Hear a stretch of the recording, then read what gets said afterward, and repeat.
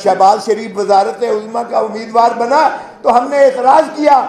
عمر ایوب نے اعتراض کیا، میں نے وکالت کی کہ یہ شخص جو اپنے حلقے سے ہارا ہوا ہے وہ یہاں بھی گھس بیٹھیا ہے اسمبلی میں،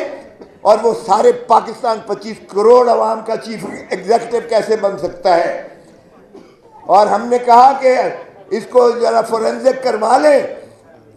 فارم 47 دیکھ لیں، فارم 45 دیکھ لیں، اور انہوں نے اگلے دن ویب سائٹ پر ڈالا الیکشن کمیشن نے، اور بچے نے دیکھا کہ کتنا بڑا فراڈ، اور بھائی تم نے 825 کو اگر 325 کیا تو کم از کم کوئی عقل تو استعمال کر لیتے، یا آپ نے 1500 میں سے ایک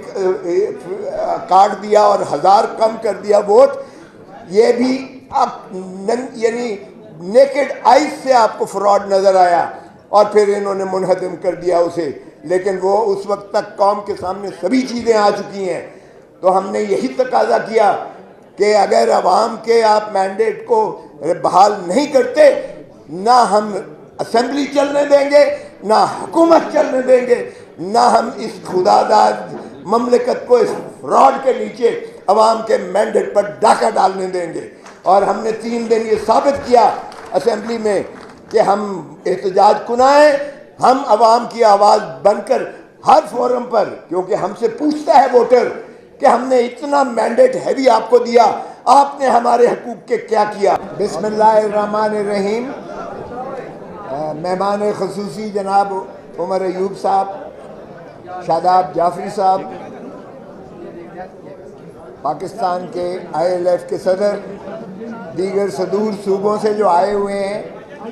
اور ماشاءاللہ سول سوسائٹی کے جو اساتذہ یہاں آئے ہیں، اور جو میڈیا کے یہاں پرسنل آئے ہیں، اور جو میری بہنیں اور بھائی اور بچے یہاں آئے ہیں، سب کو عمران خان کی طرف سے سلام۔ یہ بڑی ہم جس آگ کا دریا سے گزر کے آئے ہیں، آپ کو سبھی کو اندازہ ہے یہ 2 سال میں اس ملک کے ساتھ جو کھلواڑ ہوا ہے، یہ ایک تاریخ میں ایسا رقم کیا جائے گا۔ اور جو کل فیصلہ کیا ہے سپریم کورٹ نے، 45 سال کے بعد جو فیصلہ کیا ہے سپریم کورٹ نے کہ جی ایک شخص جس کو پھانسی دے دی گئی، اس کو انصاف فراہم نہیں کیا گیا، ڈیو پروسیس آف لا نہیں کیا گیا، آبزرو کیا گیا، اور قانونی تقاضے نہیں پورے کیے گئے۔ 45 سال کا عرصہ سپریم کورٹ نے لگایا یہ فیصلہ کرنے میں، اور اپنے ماتھے سے کلنک کا جو ہے ٹیکا اتارنے کی کوشش کی۔ لیکن میں پوچھتا ہوں، کیا یہ انصاف ہے؟ آج انہیں یہ نظر نہیں آتا؟ یہ بھی ذرا دیکھیں کہ کیا ہوا، اور پھر اس کے بعد چلتے جائیے گا ذرا کہ جو ظلم اور بربریت روا کی گئی، عمران خان کو بائیو میٹرک کمرے سے، اسلام آباد ہائی کورٹ کے بائیو میٹرک کمرے سے گرفتار کیا گیا، اور سپریم کورٹ نے فیصلہ دیا کہ یہ تضحیک ہے عدلیہ کی، اور سپریم کورٹ نے انہیں مخلصی دی عمران خان کو۔ اب ذرا دیکھیے 9، 10، 11، 12 مئی عمران خان ان کی تحویل میں ہیں، کسٹڈی میں ہیں، اور 200 مقدمات جو ہے عمران خان پر کر دیے جاتے ہیں، اور 200 سے زیادہ کئی مقدمات جو ہے یہاں عمر ایوب صاحب بیٹھے ہوئے ہیں، یہاں جتنے ہمارے اکابرین بیٹھے ہوئے ہیں ان پر کر دیے گئے۔ یہ ایک ایسی ظلم اور بربریت کی داستان کی گئی، کبھی آپ نے ایسا سنا ہوگا؟ ایک شخص شر قتل ہوتا ہے کوئٹہ میں، خان کے فرشتوں کو نہیں پتا، اور خان کو اعانت میں جو ہے کر دیا جاتا ہے، ملزم بنا دیا جاتا ہے، اور P S to P M جو آج انفارمیشن منسٹر بننے جا رہے ہیں، فراڈ کے اس بنیاد پر 9 فروری کے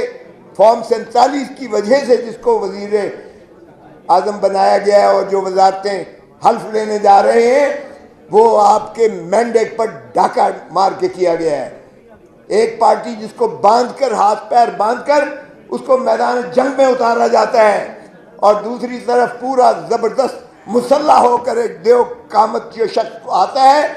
اور آفرین ہے عوام پر کہ عوام نے اسے چاروں شانے چت کر کے گرایا، اور ہاتھ پیر بندھے ہوئے پہلوان کو انہوں نے جتا دیا۔ اور یہ جو فراڈ ہوا ہے، الیکٹورل فراڈ، اسی لیے ہم نے تقاضا کیا ہے جوڈیشل کمیشن بنایا جائے۔ شہباز شریف وزارت عظمیٰ کا امیدوار بنا تو ہم نے اعتراض کیا، عمر ایوب نے اعتراض کیا، میں نے وکالت کی کہ یہ شخص جو اپنے حلقے سے ہارا ہوا ہے وہ یہاں بھی گھس بیٹھیا ہے اسمبلی میں، اور وہ سارے پاکستان 25 کروڑ عوام کا چیف ایگزیکٹو کیسے بن سکتا ہے؟ اور ہم نے کہا کہ اس کو ذرا فورنزک کروا لیں، فارم 47 دیکھ لیں، فارم 45 دیکھ لیں، اور انہوں نے اگلے دن ویب سائٹ پر ڈالا الیکشن کمیشن نے، اور بچے نے دیکھا کہ کتنا بڑا فراڈ۔ اور بھائی تم نے 825 کو اگر 325 کیا تو کم از کم کوئی عقل تو استعمال کر لیتے، یا آپ نے 1500 میں سے ایک کاٹ دیا اور 1000 کم کر دیا ووٹ۔ یہ بھی یعنی نیکڈ آئیز سے آپ کو فراڈ نظر آیا، اور پھر انہوں نے منہدم کر دیا اسے، لیکن وہ اس وقت تک قوم کے سامنے سبھی چیزیں آ چکی ہیں۔ تو ہم نے یہی تقاضا کیا کہ اگر عوام کے آپ مینڈیٹ کو بحال نہیں کرتے، نہ ہم اسمبلی چلنے دیں گے، نہ حکومت چلنے دیں گے، نہ ہم اس خداداد مملکت کو اس فراڈ کے نیچے عوام کے مینڈیٹ پر ڈاکہ ڈالنے دیں گے۔ اور ہم نے 3 دن یہ ثابت کیا اسمبلی میں کہ ہم احتجاج کنائیں، ہم عوام کی آواز بن کر ہر فورم پر، کیونکہ ہم سے پوچھتا ہے ووٹر کہ ہم نے اتنا مینڈیٹ ہیوی آپ کو دیا، آپ نے ہمارے حقوق کے کیا کیا؟ تو اگر اس طرح سے ڈاکہ مارتے ہیں، اور آئین میں دیکھیے، آئین میں صرف اور صرف عوام ہی مقتدر ہیں، آئین میں صرف اور صرف آرٹیکل 7 میں عوام کو حق ہے نمائندے بھیجنے کا اسمبلی میں اور پارلیمان میں، اور انہی سے جو ہے حکومت بنتی ہے، عوامی نمائندے سے۔ اس میں نہ مقتدر حلقہ ہے کوئی، نہ فرشتے ہیں، نہ عدلیہ ہے۔ اور آرٹیکل 5 میں کہا ہے لائلٹی ٹو دا اسٹیٹ، مطلب وفاداری عوام کے ساتھ اور تابعداری آئین کے ساتھ،